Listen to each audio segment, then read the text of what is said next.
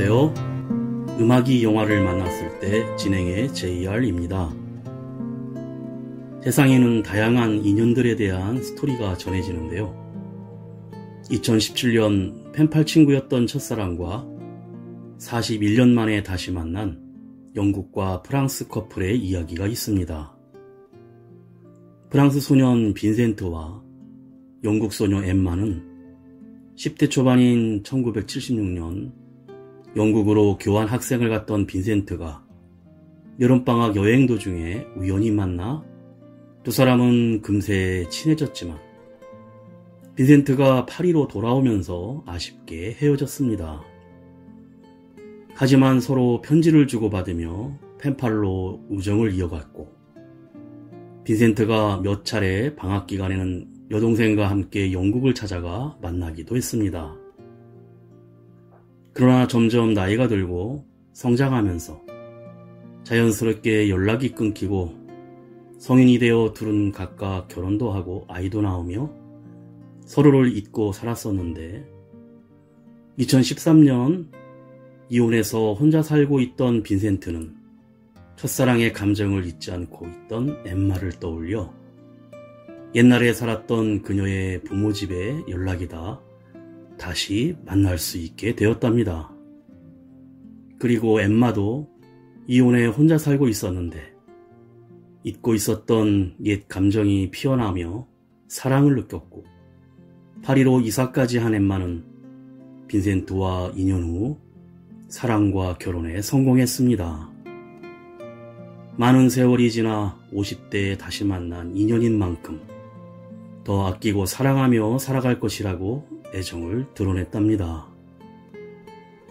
이렇게 우리들의 인연이란 해외 토픽으로 나올 만큼 참으로 설명하기 어려운 일이 많은 것 같습니다.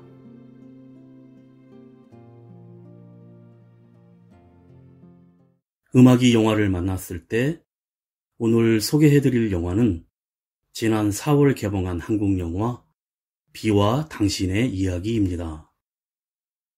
뚜렷한 꿈도 목표도 없이 지루한 삼수 생활을 이어가던 영호는 오랫동안 간직해온 어릴 적 친구를 떠올리고 편지를 보냅니다. 자신의 꿈은 찾지 못한 채 엄마와 함께 오래된 책방을 운영하는 소희는 언니 소연에게 도착한 영호의 편지를 받게 되자 아픈 언니를 대신해 답장을 보내고 두 사람은 편지를 주고받습니다. 우연히 시작된 편지는 무채색이던 두 사람의 일상을 설렘과 기다림으로 물들이기 시작하고 영호는 그해 12월 31일 만나고 싶다고 하는데 소희는 망설이다가 그날에 비가 오면 만나자는 가능성 낮은 제안을 합니다. 먼저 이 영화의 제목과 같은 그룹 부활의 노래로 보컬 이승철의 후렴구가 유명한 노래 비와 당신의 이야기 듣고 영화 이야기 시작합니다.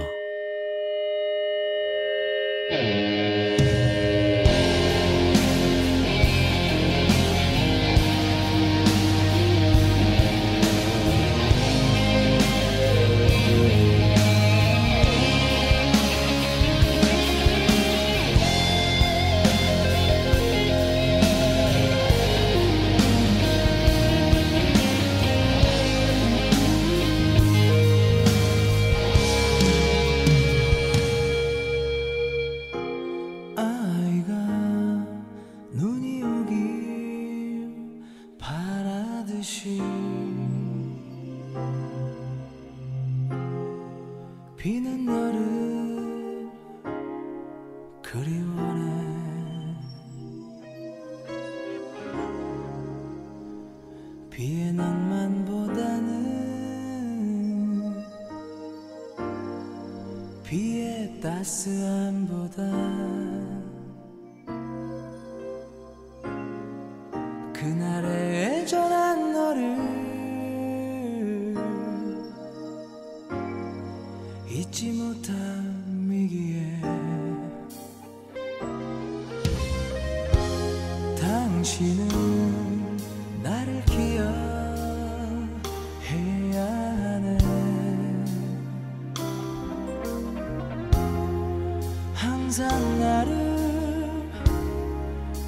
슬프겠지.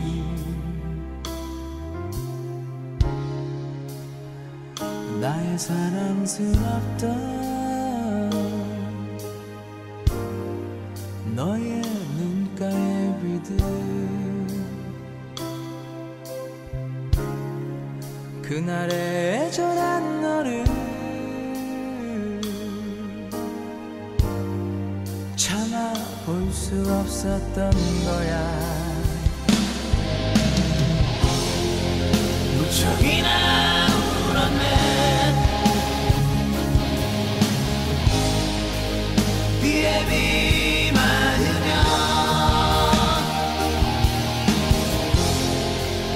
눈에 비 맞으면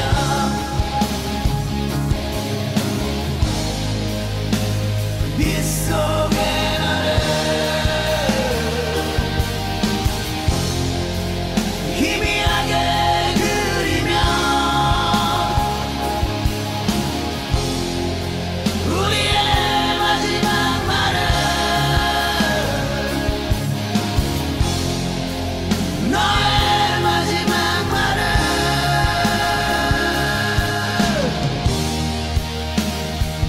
기억하네.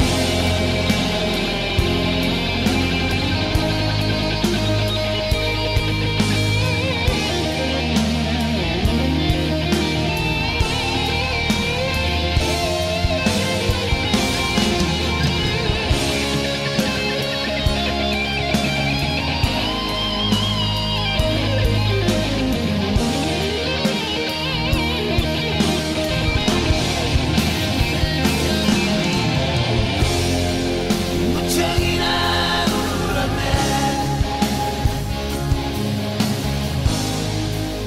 비에 비 맞으면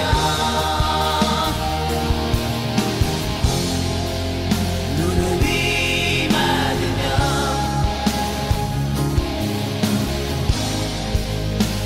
빗속에 너를 희미하게 그리며 우리의 마지막 말은 너의 마지막 말은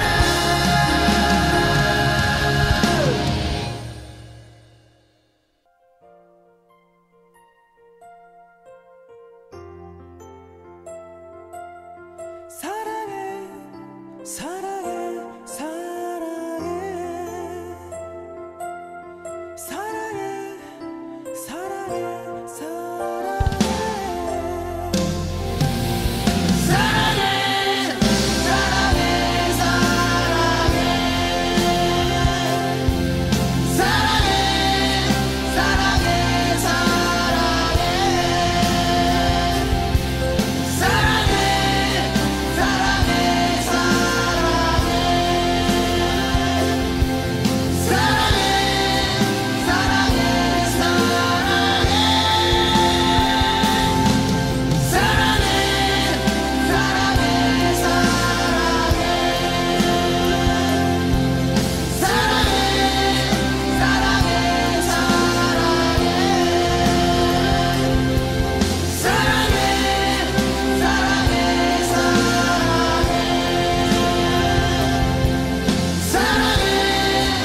사랑해 사랑해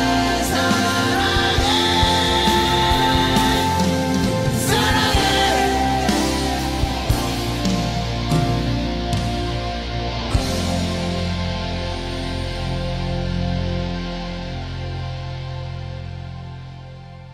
(2011년) 새해를 하루 남긴 12월 31일, 우산을 들고 공원을 걷고 있는 영우가 벤치에 앉아 비를 기다리는 모습으로 영화가 시작됩니다. 가능성이 매우 낮은 기다림에 대한 이야기는 수제 우산 공방을 운영하고 있는 영우의 8년 전 봄으로 돌아갑니다. 대입에 실패해서 삼수 중인 영우가 입시학원에서 소수만 성공하는 현실에 다수의 실패자들이 입시를 때려치우고 학원을 나간다면 100만 원의 상금을 주겠다는 강사의 잔소리를 듣고 생각에 잠깁니다. 반복되는 무료한 일상 속에 같은 학원에 다니는 수진이 함께 삼수하는 운명적인 만남이라며 영호에게 살갑게 다가오지만 대면대면합니다. 영호의 아버지는 가죽 공방을 운영하는데 영호의 형은 자기가 부양할 테니 아버지에게 공방을 그만두라고 하며 영호에겐 삼수하려면 네가 벌어서 공부하라고 잔소리를 해댑니다. 가뜩이나 공부도 안 되고 형의 잔소리에 생각에 잠기다 초등학교 시절 운동의 날을 회상합니다. 달리기를 하다가 넘어져 손에 상처를 입고 수도가에서 씻고 있는데 공소연이란 이름이 적힌 체육복을 입은 여자아이가 수건을 내밀며 다가와서 친절을 베풉니다. 뭔가 야릇한 감정을 느낀 영호는 초등학교 동창을 만난 자리에서 공소연의 소식을 알 수 있는 방법을 알아봅니다. 16세 소녀 가수인 송유진이 부릅니다. 반했어. 움직이는 사람들 그 속에 우두커니 서있는 놀라운 나의 이상형 여기 있나요. 시간이 멈춘 듯해 정말 난 이런 느낌 처음이야. 자석처럼 또 이끌리네. 눈을 감고 세 줄 세면 내 앞에 와줘 왔어요. 누군가가 책가기 전에 너는 왜 도대체 왜 오늘 왜 이렇게 멋진가요. 한 걸음 또 다가와 내 이름을 딱 불러주네요. 이제 난 어떡하나요. 네 가슴에 기대어 들려요. 심장 소리가 내게 반했어. 나 왜 이러니. 반했어.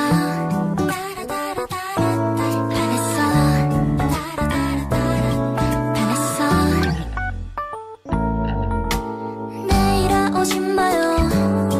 오늘만 무한 루프 하고파.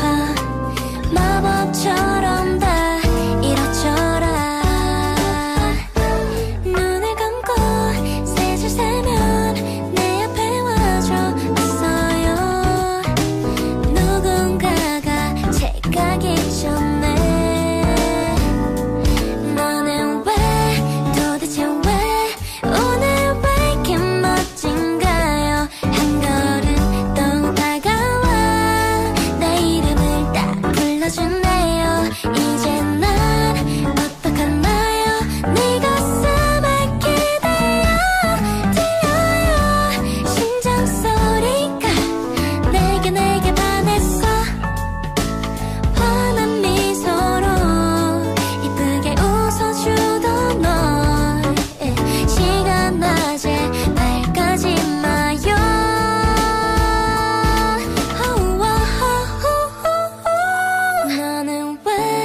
너는 대체 어느 별에서 왔나요. 맛있게 또 다가와 내 손목을 딱 잡아주네요. 이제 난 어떡하나요.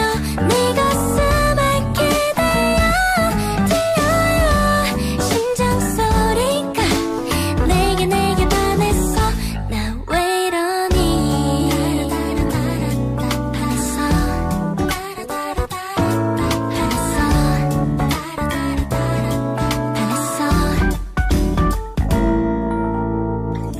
반했어. 한편 부산의 글벗 책방에서 대학 진학을 포기하고 엄마의 일을 도와주고 있는 소희는 혼자 살고 있는 엄마와 티격태격합니다. 언니가 몸이 아파 휴학 중인 대학에 들러 우편물을 챙겨서 저녁에 언니 소연이 입원해 있는 병원에 가서 이때 영호가 보내온 편지를 뜯어 읽어줍니다. 어렵게 소연이 다니는 대학을 알아낸 영호가 붙인 편지였는데 언니 소연은 몸을 거의 움직일 수 없고 말도 못하는 상태로 자음과 모음을 가리킬 때마다 손가락으로 종을 쳐서 대화를 하는데 영호가 기억이 안 난다고 합니다. 소희는 그런 언니를 대신해 언니가 쓰는 편지인 것처럼 편지를 써주며 영호에게 인사를 하고 질문하지 않기, 만나자고 하지 않기, 3가지 규칙만 지키자며 편지를 주고받습니다. 답장을 받은 영호는 왠지 모를 웃음과 설레임으로 가득합니다. 자신이 가죽으로 직접 만든 강아지를 해피라는 이름을 붙여 보내자 소희는 햇볕에 비추어 봐야 하는 거꾸로 쓴 편지를 보내며 하늘을 봐야 하는 마술을 부릅니다. 그때 옥상에 있던 영호에게 또 수진이 다가와 우주의 기적으로 너와 내가 같이 하늘을 보고 있다며 그린라이트를 날립니다. 가수 정승환이 부릅니다. 친구 그 오랜 시간.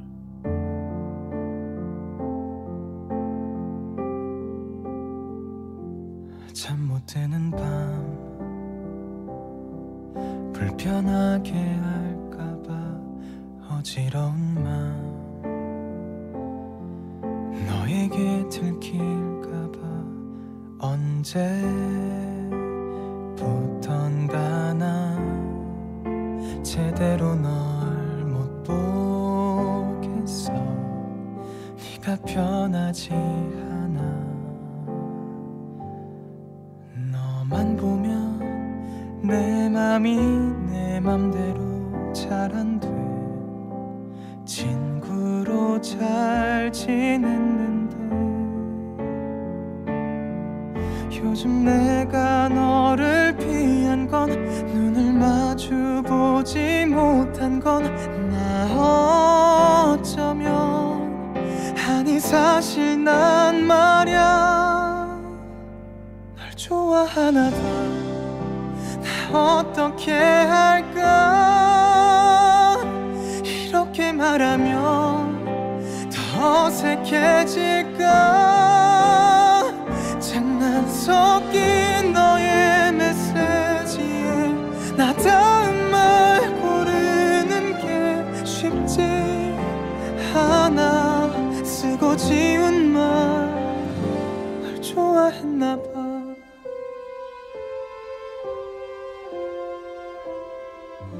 즐거웠던 날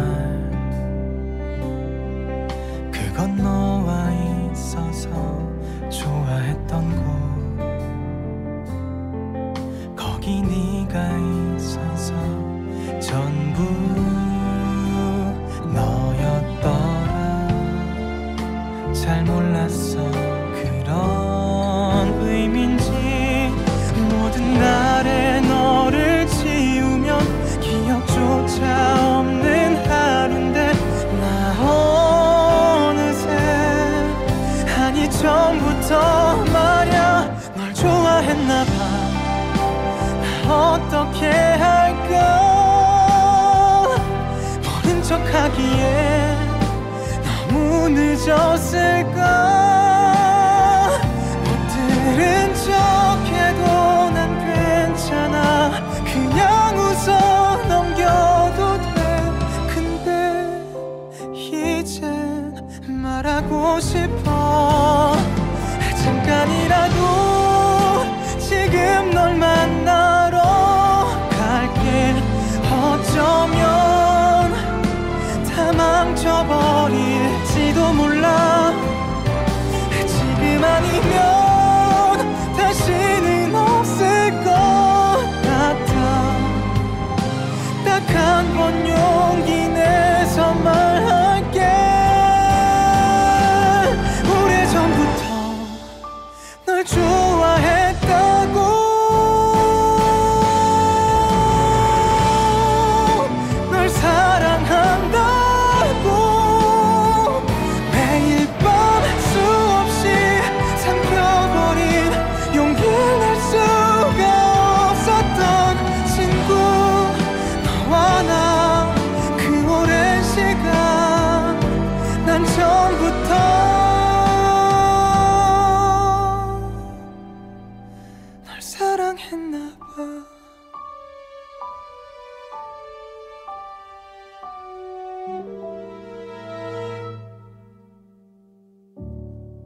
어느 날 명문대를 졸업해서 회사에 다니는 영호의 형이 아버지를 찾아와 주식 투자금을 마련해달라고 하자 영호는 가족에게까지 손을 벌리는 똑똑한 형에게 세상을 만만하게 본다며 말싸움을 합니다.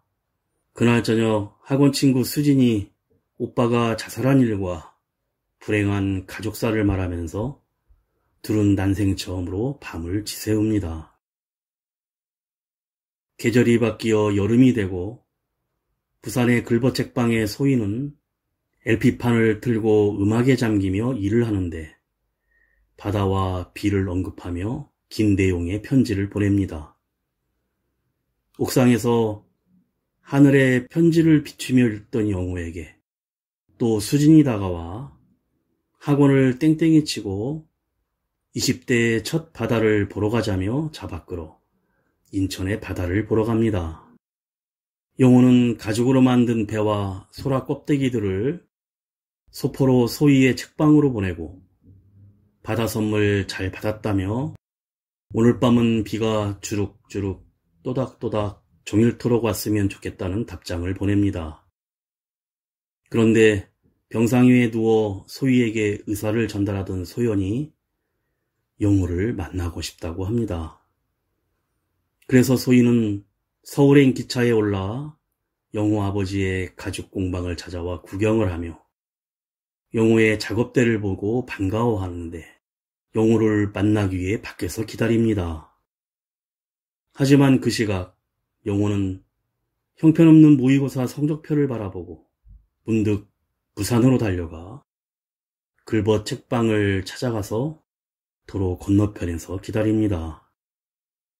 이렇게 서로 엇갈린 두 사람은 밤기차를 타고 돌아가며 어두운 창밖을 하염없이 바라봅니다. 가수 윤미래의 노래입니다. 시간이 흐른 뒤.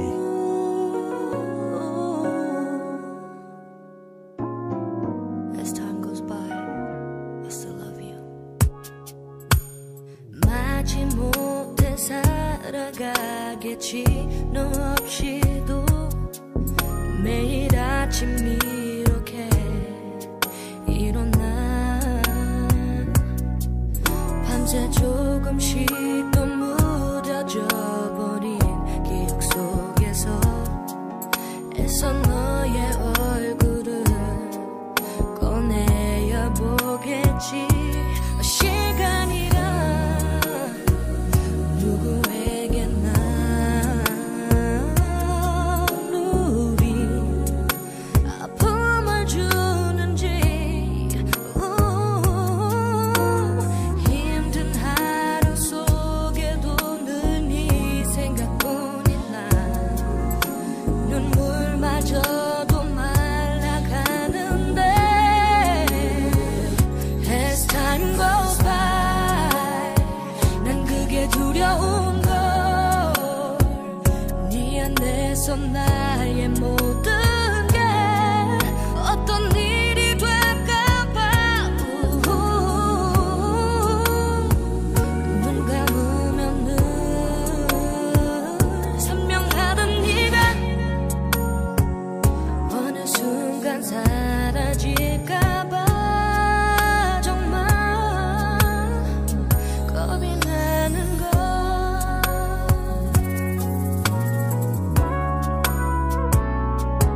이별이란 서로에게서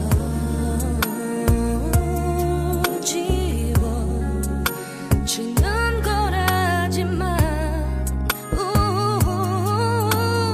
많은 사람 속에도 늘 네 걱정뿐인 나 시간마저도 붙잡고 싶은데 As time goes by 난 그게 두려운 걸 네 안에서 나의 모든 게 어떤 일이 될까봐 눈 감으면 늘 선명하던 네가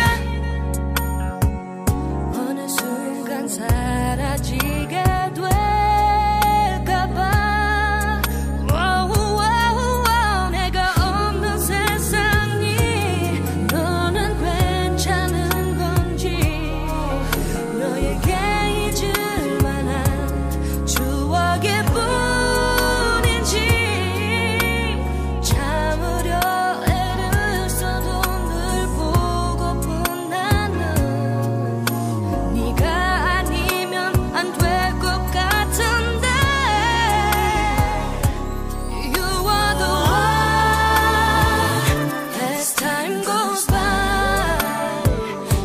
여기 있어줄게.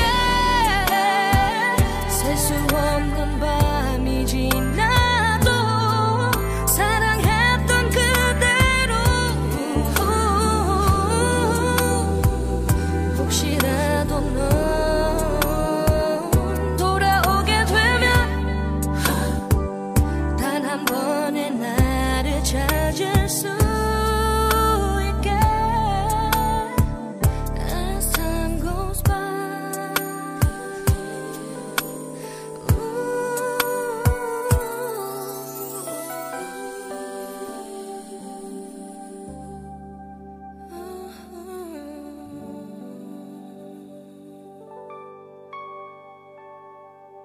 영화는 현재의 시점으로 돌아와 영호가 운영하는 또닥또닥 수제 우산공방에 학원 친구였던 수진이 잡지에 나온 영호의 기사를 보고 찾아옵니다.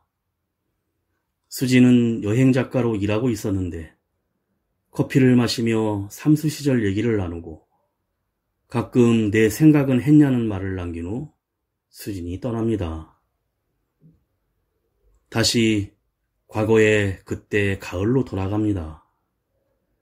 부산의 글버책방의 소희는 아빠가 늦게 출생신고하는 바람에 12월 31일이 생일이어서 억울하다고 하고 언니 소연이 오늘 웃었다는 말에 엄마는 담당 의사가 한 달밖에 안 남았으니 준비하라고 했다고 하자 소희는 눈물을 글썽입니다. 병원에서 소희가 햇볕을 바라보는 언니 소연의 옆모습을 사진을 찍어 착한 사람에게만 보이는 눈이라며 편지를 보내자 반가운 마음의 영호는 지키자던 규칙을 깨고 올 12월 31일에 초등학교 자리였던 공원에서 만나자는 답장을 보냅니다. 소희는 사연은 묻지 말고 12월 31일에 비가 오면 만나자는 답장을 보냅니다. 얼마 후 결국 언니 소연은 영호가 만들어준 가죽 배를 손에 꼭 쥔 채로 숨을 거둡니다. 엄마도 글버 책방을 정리하고 여행을 떠나자 혼자 남은 소희는 사실 언니는 세상을 떠났으며 그동안 동생인 내가 편지를 써왔다는 내용의 편지를 보내려다가 붙이지는 않습니다. 한편 영호는 입시자원을 때려치우고 상금 100만 원을 제1호로 받고 일본으로 기술을 배우러 떠납니다. 작별을 하는 영호에게 수진이 나와 소연이 다른 게 뭐냐고 묻자 너는 눈부신 별 같고 소연은 위안을 주는 비 같다고 말합니다. 가수 임은세가 부릅니다. 깊은 밤을 알아서.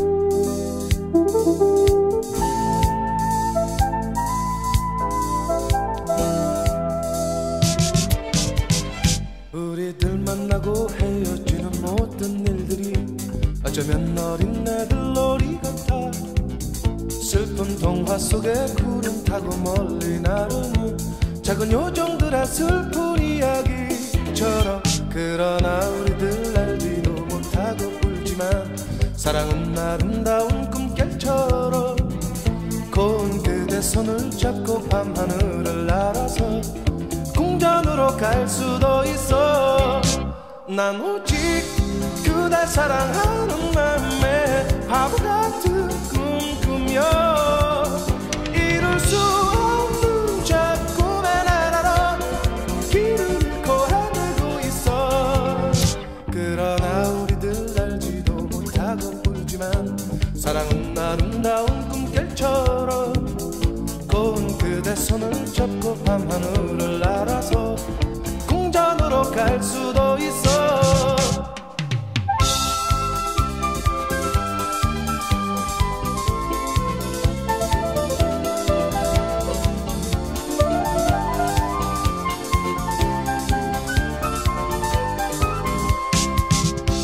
난 오직 그대 사랑하는 맘에 밤하늘을 날아서 그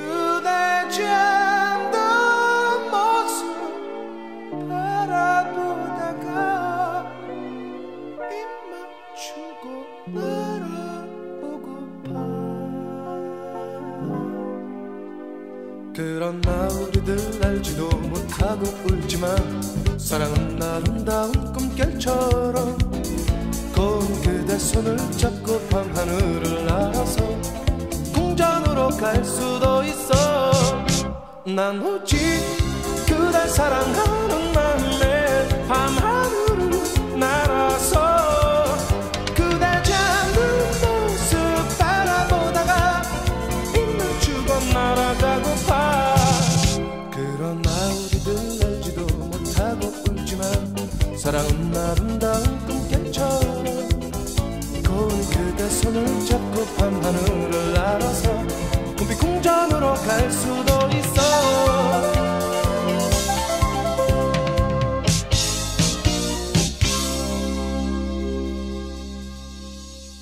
8년이 지난 2011년 영호의 아버지는 형의 주식 투자금 때문에 작은 가게로 공방을 옮겼고 영호의 우산 공방을 찾아온 수진에게 밤하늘의 별들과 오로라가 그려진 우산을 선물하자 수진이 너를 좋아하는 이유는 웃고 있어도 울고 있는 것 같아서였다고 합니다. 그리고 소연의 소식이 궁금한 영호는 소연이 다녔던 학교를 찾아가는데 이미 2003년에 지병으로 세상을 떠났다는 사실을 알게 됩니다. 이를 모르던 영호는 내년 12월 31일이 되면 만날 수 있다는 희망에 학교 자리였던 공원에 우산을 들고 8년 동안 찾아갔었던 것입니다. 얼마 후 소희의 생일이기도 한 12월 31일 날씨는 화창하고 언니의 납골묘지를 찾은 소희는 언니의 유골함 옆에 읽지 않고 넣어두었던 영호의 편지를 발견합니다. 내용은 영호가 비가 오면 만나자는 게 좀 원망스러웠지만 난 내가 좋으니까 가능성이 없어도 비가 오는 날 널 꼭 기다릴 것이라는 내용이었습니다. 편지를 읽은 소희는 생각에 잠겨 오늘의 날씨를 검색합니다. 영호는 소연이 이 세상에 없다는 사실을 알고도 오늘 마지막으로 어릴 적 운동의 날에 소연이 주었던 손수건과 우산을 들고 공원에 찾아옵니다. 마지막 편지도 썼는데 알 수 없는 기다림으로 보냈던 20대 시절이 마치 잃어버리고 녹슬고 찢어지고 버려지는 우산과 같지만 그래도 잊지 못할 시절이며 정말 고맙고 보고 싶은 나의 친구 안녕이라는 내용입니다. 자우림 김윤아가 부릅니다. 애인 발견.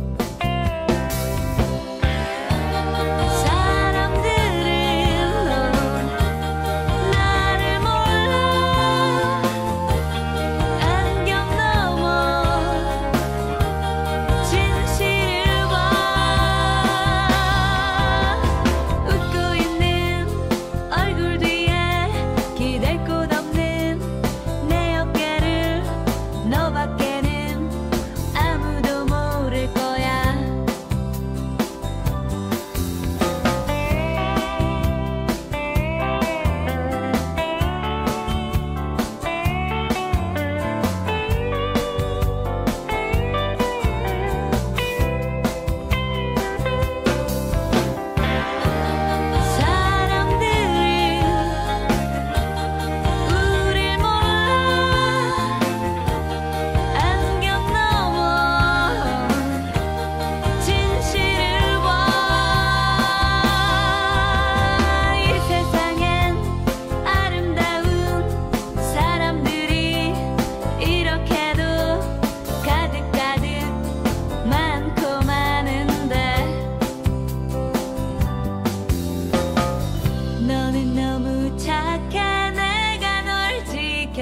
거야. 지금 이대로 좋은 사람 그대로.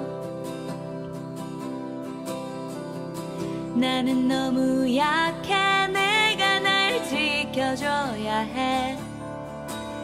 지금 이대로 좋은 사람 그대로. 공원 벤치에 손수건과 마지막 편지, 그리고 우산을 받쳐두고 돌아가는 영호는 핸드폰 위로 떨어지는 빗방울을 보자 다시 공원으로 돌아가고 더욱 거세지는 빗줄기 속을 달려가는데, 그저 작은 기다림의 이야기인 종종 우리를 스쳤던 희망, 사랑, 그리고 낡고 오래된 것들, 그렇게 떠나버린 것에 대한 이야기가 끝나갑니다. 공원의 벤치에 받쳐져 있는 우산을 쓰고 손수건과 편지를 다시 집은 영호는 한동안 말없이 앉아 어린 시절 운동회에서 만난 소연의 웃는 모습을 회상합니다. 그 시각 소희는 부산과 서울로 갈라지는 도로에서 차창에 한두 방울 빗물이 떨어지는 것을 보고는 다시 시동을 겁니다. 그리고 얼마 후 영호가 앉아있는 공원의 벤치 앞으로 차 한 대가 헤드라이트를 비추며 멈춰서면서 영화가 끝이 납니다. 그리고 엔딩 크레딧이 오르며 영화의 반전이 밝혀지는데, 운동의 날 아침 빨아놓은 체육복이 아직 마르지 않았고 몸이 좋지 않아 쉬고 있던 소연의 체육복을 소희가 입고 학교 운동장으로 달려나가는 장면이 흐릅니다. 영호가 이름표만을 보고 소연으로 알고 있었던 친구는 동생 공소희였었고 손수건도 소희가 건넸던 것입니다.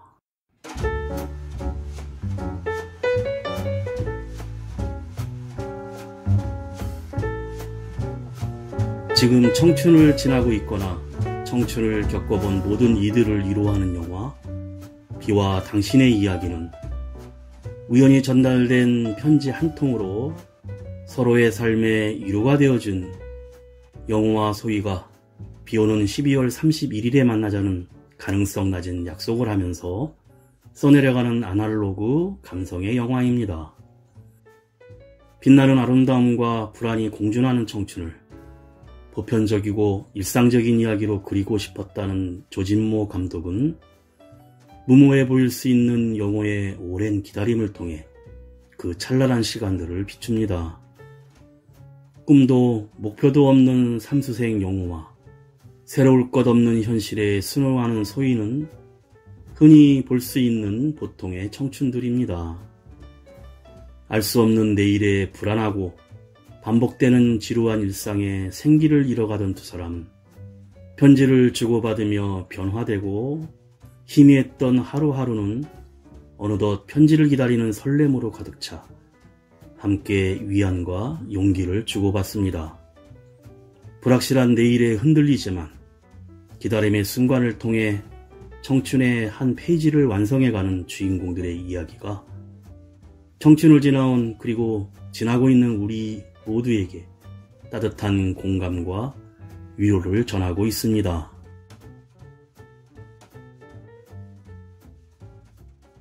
음악이 영화를 만났을 때 오늘 소개해드린 한국영화 비와 당신의 이야기였는데요. 영화는 스마트폰도 SNS도 없던 그때 그 시절의 정치를 담아내며 향수를 불러일으킵니다. 두 사람을 잇는 매개체이자 중요한 소재인 편지는 짧은 텍스트로 빠르게 소통하는 것이 일상이 되어버린 오늘날의 관객들에게 기다림이 필요한 손편지의 감성을 떠올리게 합니다. 영호는 잊고 지냈었던 어린 시절의 첫사랑의 감정을 느꼈던 친구에게 편지를 쓰기 시작한 순간부터 답장을 받는 순간까지 설렘과 행복함으로 일상을 채워나갑니다.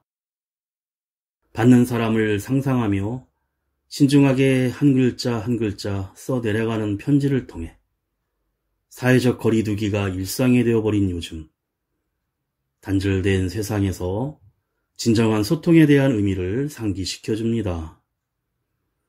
마지막으로 그룹 들국화 1집 앨범에 발표된 보컬 전인권과 기타리스트 최성원이 유일하게 듀엣으로 부른 곡으로 사랑일 뿐이야 들으며 인사드립니다. 지금까지 JR이었습니다. 오늘도 인생을 영화처럼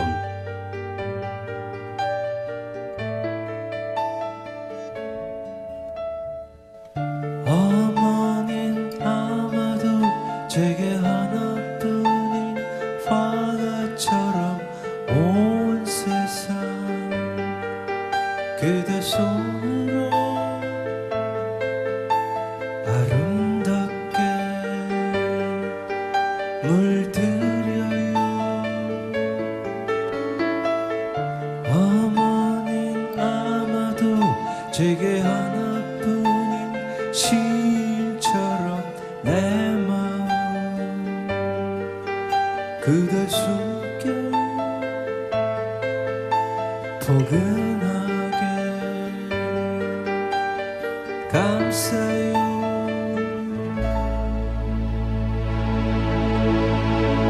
사랑일 뿐이야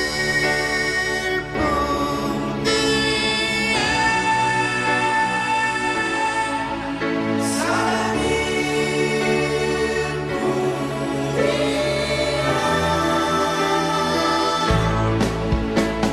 온 세상 다 준다 해도 바꿀 수 없는 것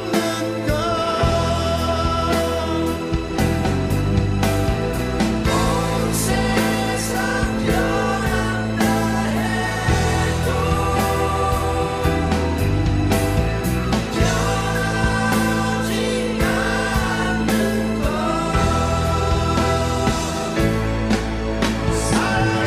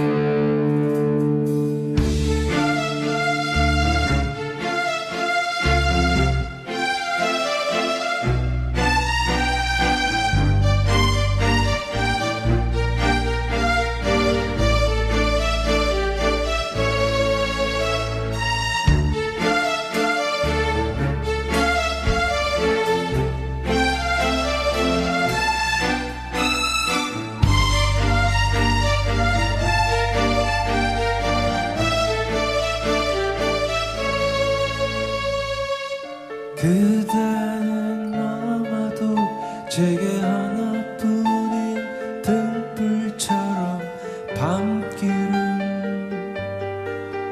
그대 빛으로 환하게 밝혀줘요. 그대는 아마도